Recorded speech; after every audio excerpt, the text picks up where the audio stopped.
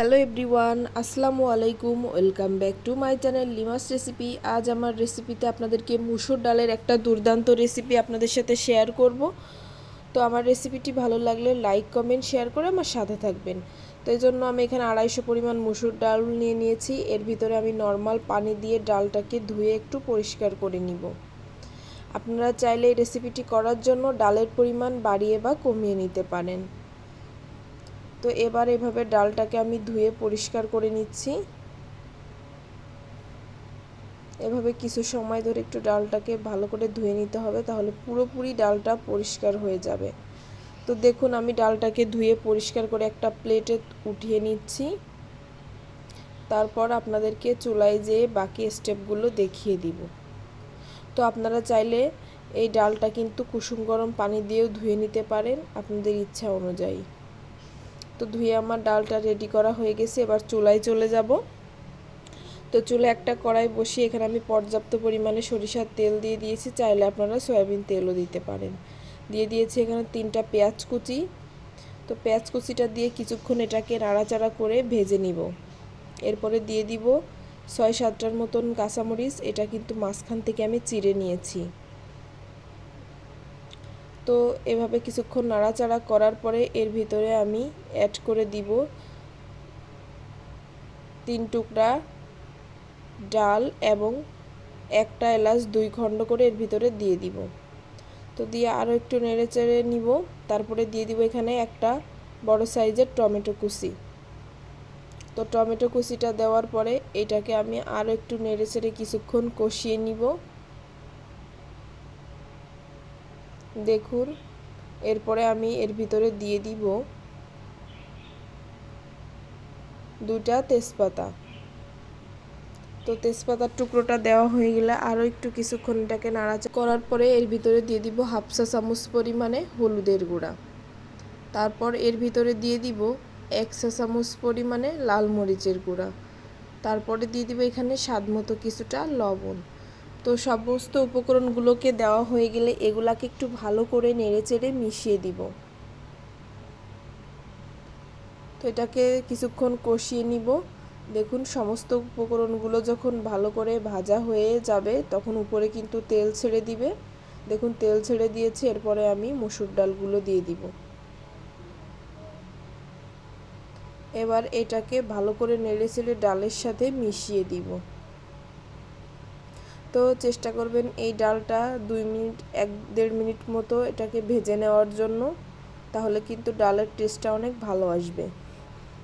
তো এইভাবে কিছুক্ষণ নাড়াচাড়া করলাম আমি, করে ডালটাকে একটু ভালো করে ভেজে নিব। যেমন আমরা পোলাও চাল ভাত রান্না করার সময় পোলাও চাল ভেজে নিই, সেভাবে একটু ভালো করে ভেজে নিতে হবে।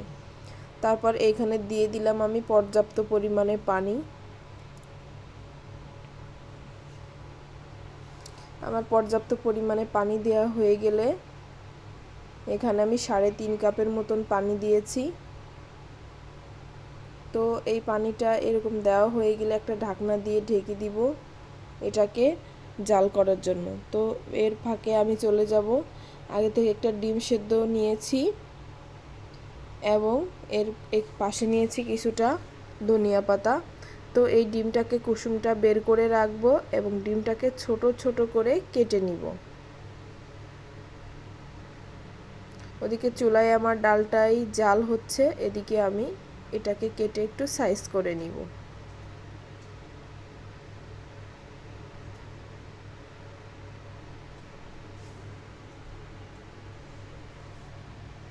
তো দেখুন, আমার পুরো ডিমটা এভাবে কুচি কুচি করে কাটা হয়ে গেছে। এবার আমি ধনিয়া পাতাগুলো একটু স্লাইস করে কেটে নিব।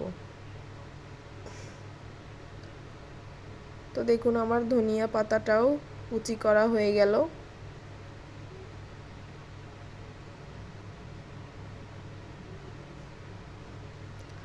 ধনিয়া পাতাটাও আমার কুচি করে নেওয়া হয়ে গেছে। এবার চলে যাব আবার চুলায়। দেখুন, ডালটাতে বলক উঠে একটা সুন্দর কালার চলে এসেছে। এবার এটাকে আরও কিছুক্ষণ এভাবে নাড়াচাড়া করে দিব যাতে সম্পূর্ণ ডালটা ভালোভাবে কুক হয়। তো আবারও ঢাকনা দিয়ে ঢেকে রাখবো। কিছুক্ষণ পরে ঢাকনাটা তুলে আবারও একবার নাড়াচাড়া করে দিব।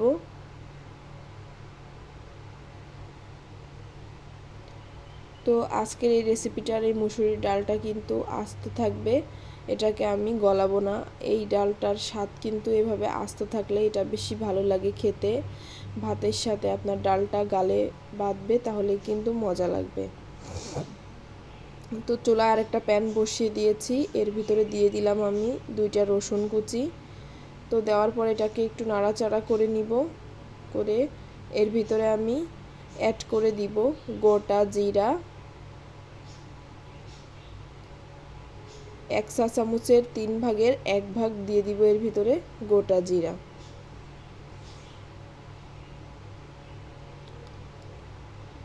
তো দেখুন 1 চা চামচের 3 ভাগের 1 ভাগ দিয়েছি।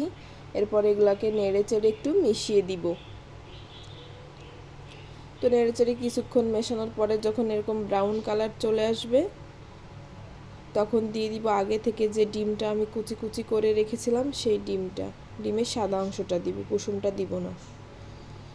তো ডিমের সাদা অংশটা দেওয়ার পরে এটাকে আরও কিছুক্ষণ এভাবে একটু ভালো করে ব্রাউন করে ভেজে নিব, যাতে স্মেলটা ভালো আসে।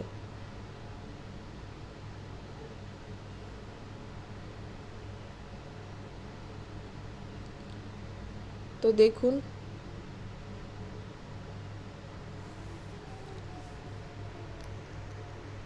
এবার আমার এটাকে রেডি করা হয়ে গেছে। এবার আগে থেকে যে ডালটা আমি যে কড়াইতে রান্না করে রেখেছিলাম সেই ডালটা নিয়ে নিব, চুলায় বসিয়ে দিব এবং এই গরম ডালের ভিতরে এই গরম সম্ভারটা দিয়ে দিব। তো দেখুন দেওয়ার পরে কিছুক্ষণ এটাকে নাড়াচাড়া করে নিব।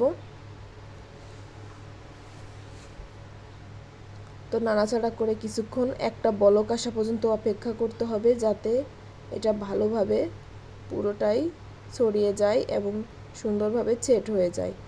তো একটা বলক চলে এসেছে, এবার চুলাটা আমি বন্ধ করে দিয়েছি। দেখুন মাশাআল্লাহ পারফেক্টভাবে তৈরি হয়ে গেছে আমার মুসুর ডালের দুর্দান্ত রেসিপিটা। এবার এটা একটা বলে তুলে নিচ্ছি, দেখুন কতটা সুন্দর হয়েছে লুকটা, আর খেতেও কিন্তু অসম্ভব মজার হয়েছে।